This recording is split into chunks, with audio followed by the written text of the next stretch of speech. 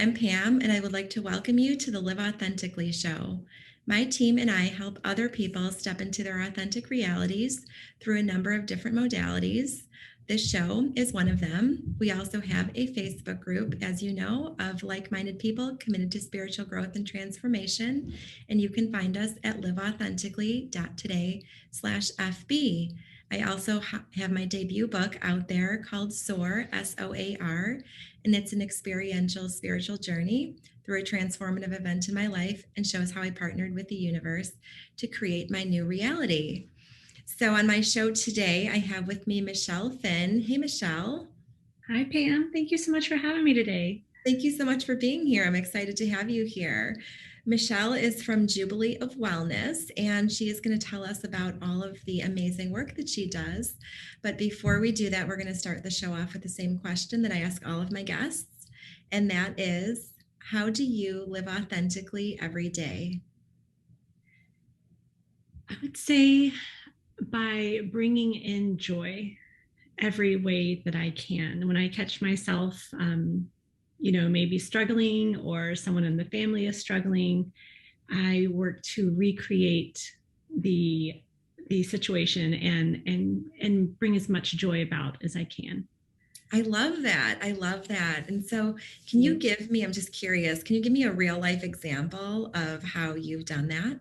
Sure. So I have a great example from this morning. It's Monday, and my youngest is 9 years old, and he got out of bed. He was getting ready for school, and he's sitting at the table with breakfast, and he's having a case of the Mondays. He's Mm-hmm. like, "Oh, my head hurts, my arm hurts, my right arm and my left leg." And then a few minutes later, "Oh, it's not my left leg, it's my right leg." And like he's just, he just wants to go back to bed and he doesn't want to go to school.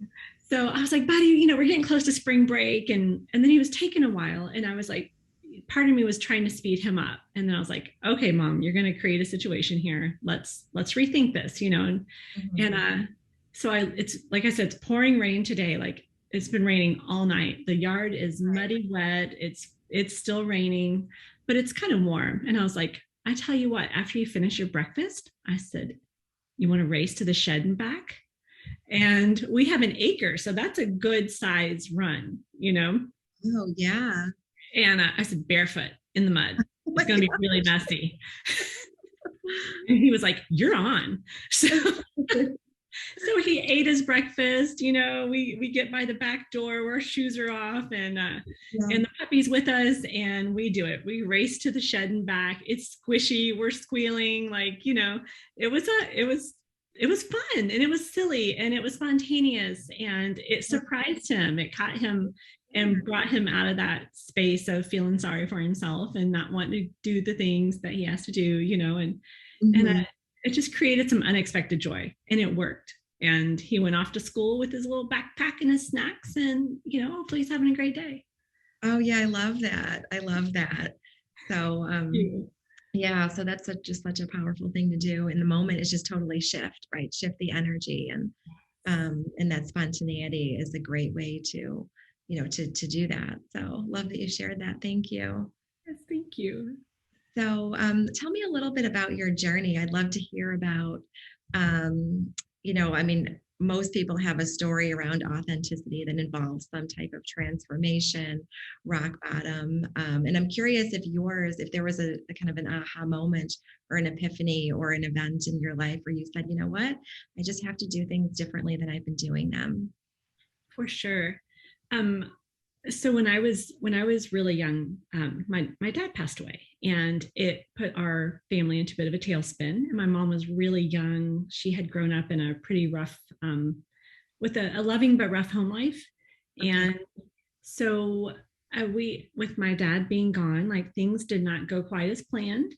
Mhm. And there was a lot of family members of ours who suffered with addiction and abuse and things like that. And so I grew up kind of close to things that I wouldn't want my kids growing up next to.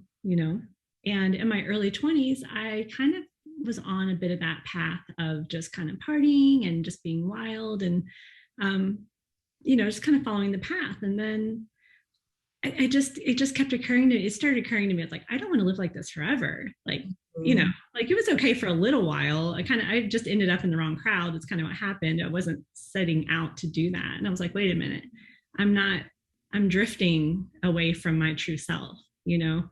I want a peaceful life. I don't want to grow, you know, I don't want to have a life like the one I grew up with. I want to create something special, something different.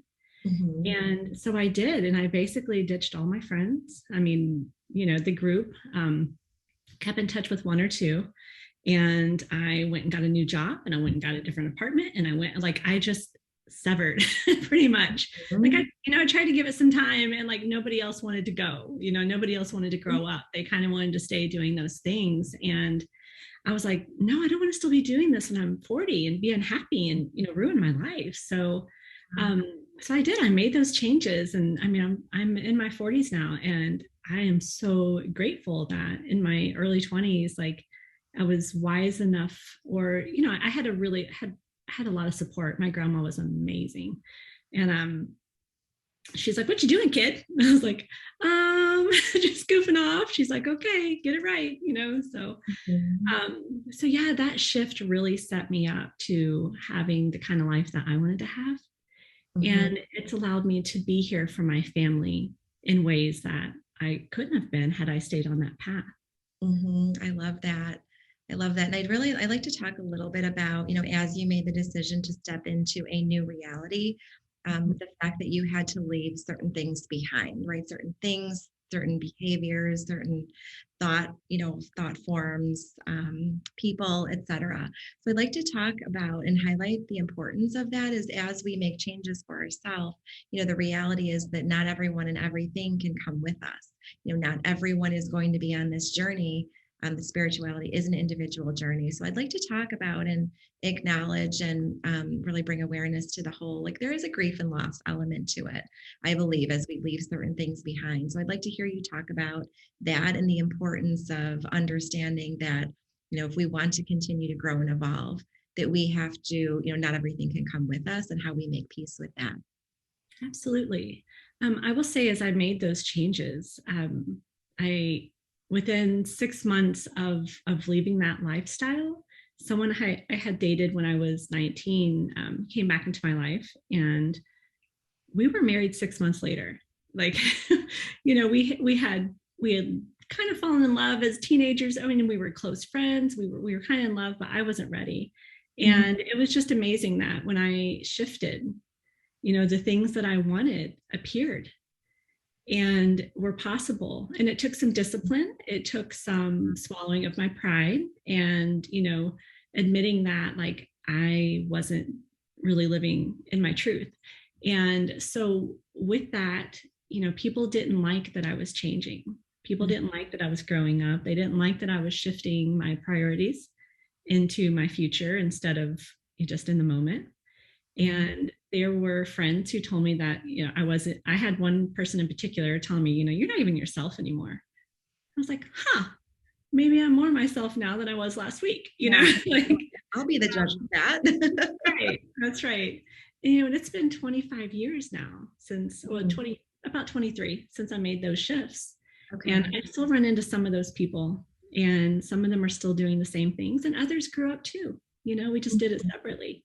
Mhm. But I will say, even my family, when I got married and started became a mom, I wouldn't I wouldn't go to the events, to some of our family events, if certain people were going to be there, because I was like, that cousin's not on a clean path, you know, and I don't want my kids around that kind of those, you know, people who are on that path. I want to keep my kids safe and clean, and I don't want them to know that lifestyle.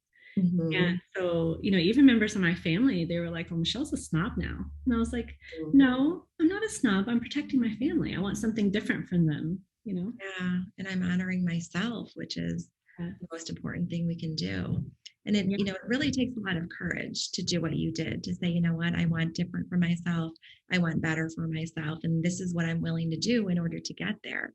Yeah. And that's the thing is that we have to, that's what this should look like. We have to go first. That's the thing is, we can't wait until certain things just kind of magically appear in our life. Like we have to intentionally say and choose for ourselves, I want better. And then when we do that, when we align to who we are and honor ourselves and live from that authentic place, that's when there's an ease and organicness and a flow, and things just sort of start to fall into our lap. But it doesn't happen by accident. It happens after making that intentional decision and then making the necessary changes in terms of how we think about the way our life is playing out, and in terms of the behaviors that we do. What are the lifestyle practices? What are the things that we do every single day that support new said lifestyle?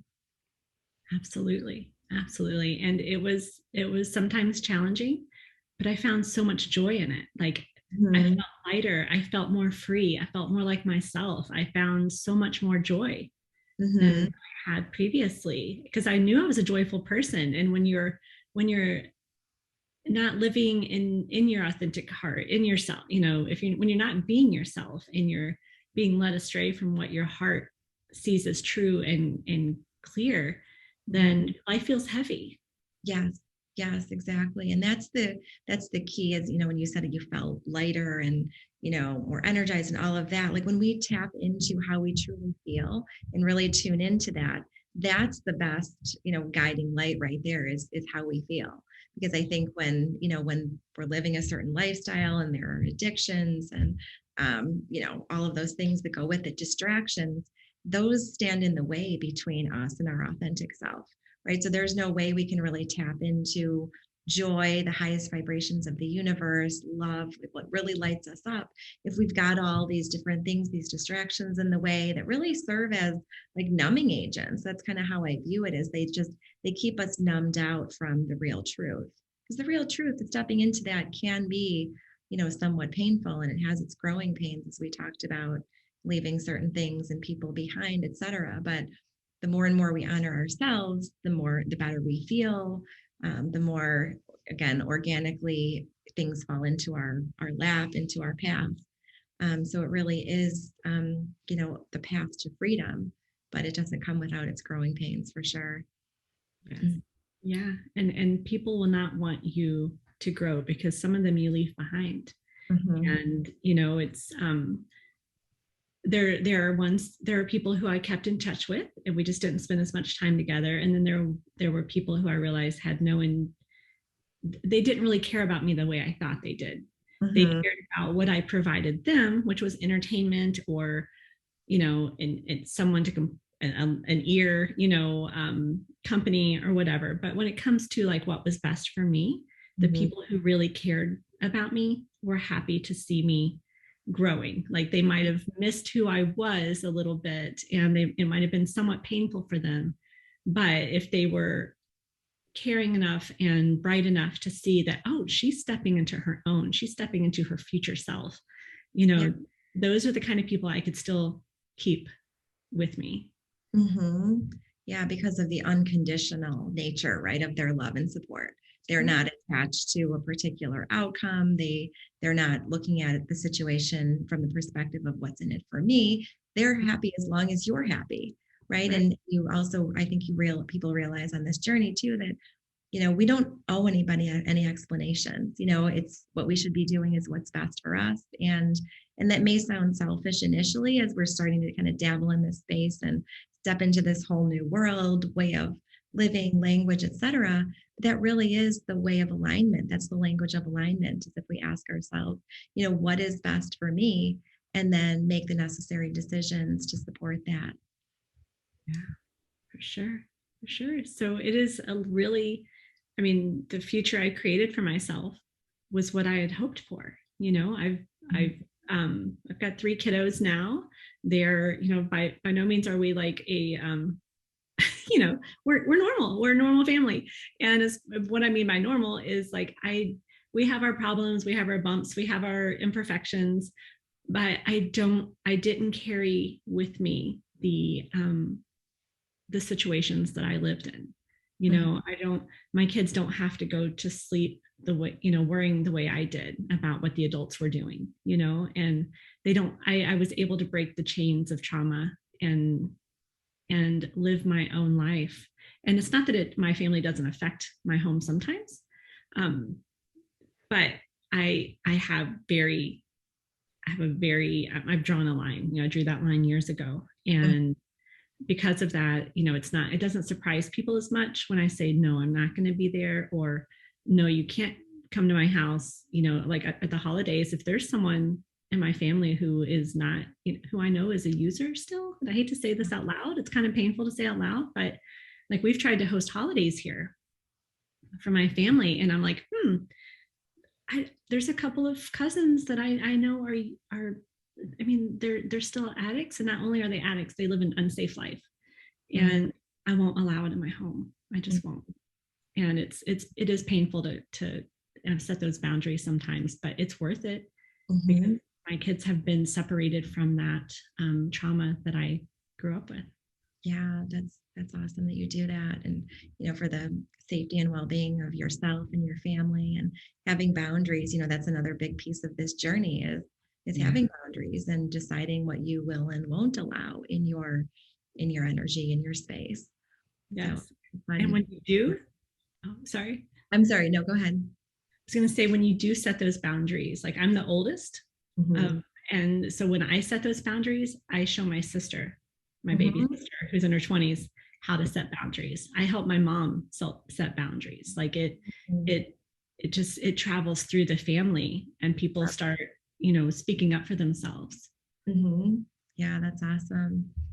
So, so I know that, you personally, for you and your family, you live this holistic lifestyle, and you've even stepped into the business world with regard to sharing your gifts. And I know you do a lot with essential oils, et cetera. So I'd love to hear about how you've, taken this whole thing a step further into creating a business around this, and how you're helping so many other people live holistic lives, themselves, their families, et cetera. So I'll turn it over to you to just talk about, maybe I'd love to hear how you founded your business. How did this come to be, Jubilee of Wellness, and would love to hear about the many ways in which you help people. So yes, so I had not intended to be a business owner. My mom, a few years ago, well, about 6 years ago now, she hadn't been feeling well, and she had gone to the doctor. They thought maybe she had the flu. They couldn't really figure it out. And then they had asked her to get blood work done, and she didn't tell me this, and she didn't do it. And the next thing we knew, she was in the emergency room, and we found out that she had leukemia. And it was, it was really rough. It was surprising, like she was only 50, I think she was 57. And she was a young mama. My mom and dad were very young. So I was like, we had just moved. I had a toddler, 2 other kids, and we were lucky we didn't lose her. It came on very fast, and it was very, very severe. So we went straight into, pulling together as a family. Some of my aunts, my sisters. We just, one of my brothers, like we just slept at the hospital with her, like almost around the clock for about 6 months. And it was a really trying time. Well, I had been playing with essential oils. I had just been making sugar scrubs and I had just discovered them. And I've always been into holistic and making my own things, and, making my own salves, my own perfumes, anything, going hiking in the woods, bringing things back, gluing them to something, put them on the wall. Like I just love nature, and I love bringing that into my home. So when she was diagnosed, it was nothing I could do. Like I had some people that were like, oh, well, she's not going to do regular treatments. You're going to get her through it, right? Like you're going to do it holistically, right? And I was like, no, this is leukemia. Like I have no tools for this. But what I could do is I learned how to help her relax. I learned how with essential oils, and not just essential oils. Honestly, it was a variety of things, but essential oils were very, very helpful. I learned how to use my voice to soothe her. We brought in music to bring her joy, to help her relax. She had her own radio with a stack of CDs, which was just so beneficial. Nutrition, making her soups, making her, herbal teas, and all of that holistic care helped her get through those treatments and eventually a bone marrow transplant. And yeah, it was a doozy and unexpected. When things like that happen, you don't really get a notice that it's going to happen. It just came on so sudden. Um, but there were so many times that we thought we were going to lose her, and that the holistic care is really what helped pull her through that. And of course, a wonderful team of doctors and nurses, um, and her just desire to stay. She's a caregiver by nature. I have a very young sister. She's only 24, so she was like 17 at the time. And then my mom also raises my nephew, so she was not ready to leave, you know. And she made it through. Amazing. And yes, and I became the go-to person because I'm sharing this journey with my friends and on Facebook, like, hey, mom's doing this today, she's coming out of the hospital for a week, she gets a break and things like that. Like, I'm just kind of keeping the family and friends updated on this journey through Facebook. And so I would make something for my mom, be like, oh, I made this salve for my mom with essential oils. It's working so well for her skin. And I would start getting messages. They're like, hey, do you have any more of that salve? Can I buy 3 jars?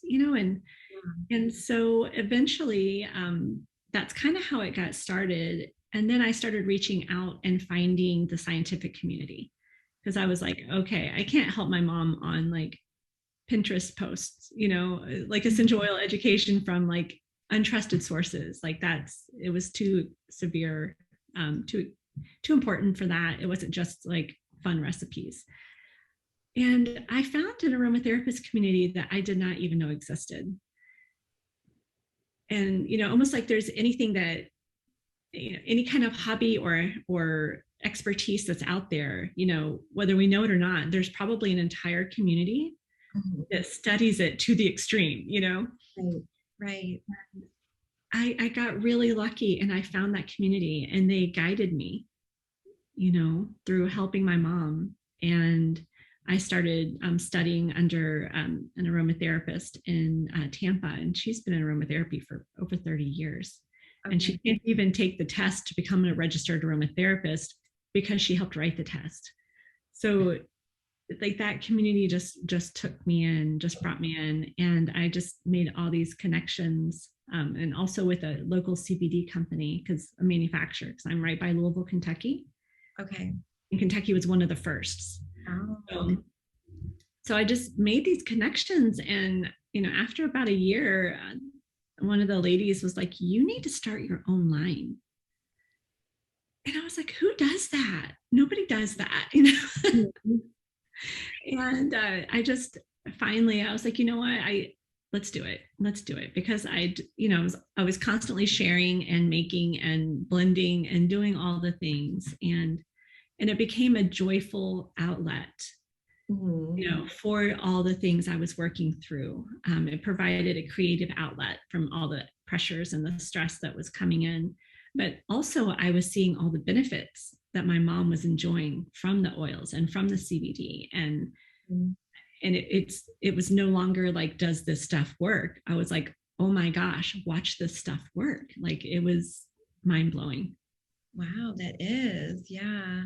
And that's just such a beautiful story. Thank you for sharing that. And I know it must have been so challenging to go through that period of time with your mom and your family. But I just think it's so beautiful how just some of the world's greatest gifts are born out of times that are fraught with stress and worry and challenge, and times where we feel like we're at rock bottom. I mean, that's really there are gems in that space if we just if we follow our heart and trust our intuition and really are connected with our soul. In the absence of this experience, we don't know if this business, then the many ways in which you share your gifts to the world would have been brought forth in the way that they had, according to the timetable that they had, been brought into the world. So I just think it's so amazing, just to kind of from afar just observe the situation and just see how you were so beautifully able to transmute the pain in that experience into a beautiful gift for the world and into something that really moves humanity at a very deep level. because I'm sure your products and your presence and everything has impacted so many lives, probably well beyond the number that you could even count through direct contact. If you think about the ripple effect of your message and your healing that that has on families, friends, etc. I just think that that's really amazing, what you've been able to do. Thank you. Thank you. I really treasure it. I treasure the messages. If I get an email, or sometimes I'll get a handwritten note, and they're like, I've been a lifelong insomniac and now I'm sleeping through the night. I can't believe it. All those little things just really add up, and it means so much to me that I'm able to help someone else feel better. And I'm able to help them find relief and peace, and let go of their worries and enjoy more of their life. It's everything. Yeah, I love that. So I'm just curious, do you have like different blends for different, purposes or different issues like, stress relief, sleep, etc.? Absolutely. Yes. And I can help people figure out like what if it's something an essential oil can help with, or if it's something a little more severe and CBD would be better for that, or if CBD and essential oil would work best together, or if they get tested at work, what CBD can they take safely without worrying about screenings, getting flagged on a screening or something. And it's just I love it. And for even for like throughout the day, there's certain essential oils that I'll use if I'm trying to focus, or if I'm trying to relax from a stressful situation. It's like when we come into a stressful feeling, that cortisol goes pumping through our bodies, and that's just kind of poisonous. So knowing that you can just reach for an oil, you don't even have to do anything with it, just smell it in the bottle, and it can change everything that you're thinking of and kind of bring you back to the moment and be like, oh. And then if you're brought back to the moment, you can ask yourself, what do I want to feel? What do I want this to be? Where do I want my thoughts to go? And then you can redirect from there. Awesome. I love that.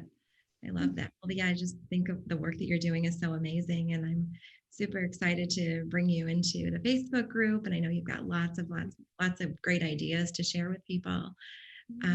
So we've got just a couple more minutes here before we wrap up. But is there anything, anything else that you'd like to share? I'd like to just give you a minute or two to sort of share anything else about yourself, words of wisdom, and then also contact information for where people can find you. Sure. I will say something that I learned in my life that I'm able to put into words and into my daily routine now is pretty much like a thought interruption. If I catch myself being frustrated or feeling down, and it's not that I won't allow myself to feel sad about something, I will. If I need to feel sad, I can feel sad, that's okay. But if it's just that it's overwhelm, it's stress, it's almost like the emotions are just like a leaf floating in the wind. I will do a bit of a thought interruption to stop myself in my tracks and redirect myself where I want to go. And that has become very powerful in my adult life. And it's almost what I was doing for my son this morning. It's like he was, he's feeling sorry for himself, and I don't blame him. Who wants to go sit at a desk all day, and especially like kids. Yeah. Anyway, it's Monday. He wants to play Legos. He wants to, and he kind of have a little bit of a pity party, and I could see it. And I was like, oh, how can I help him? And just adding a little element of surprise and interrupting those thoughts and doing something creative. It can be a favorite song, from when we were teenagers. Throw that song on, do a little kitchen dance, just something to interrupt that pattern of not feeling the way we want to and redirecting our energy where we want it to go. I love that. I love that, being so intentional about it. Yes. Amazing. So thank you for sharing that. And I'm so grateful that you were a guest on my show today. Yes. Doing such amazing work in the world, and definitely look forward to staying in contact. And yeah, you've got lots of exciting things in store. So I'm excited for all of that. So thank you again for being here. Yes, thank you for having me. And if anyone wants to email me, my email is Michele, Michele, at jubileeofwellness.com. And there's a website there too. You can find my email, jubileeofwellness.com, on that website. And I love to hear from people. I love questions. I'm a problem solver. I'm like, what you got? Let's do it. Let's do this, And so please reach out anytime. I love it. Thank you. Thank you so much. I so appreciate you being here. And thank you to all of our viewers and listeners. I so appreciate you, and I'm grateful that you have carved time out of your day to be here and listen to everything that Michele has had to share with us. Thank you, everyone, and have a beautiful day. Bye.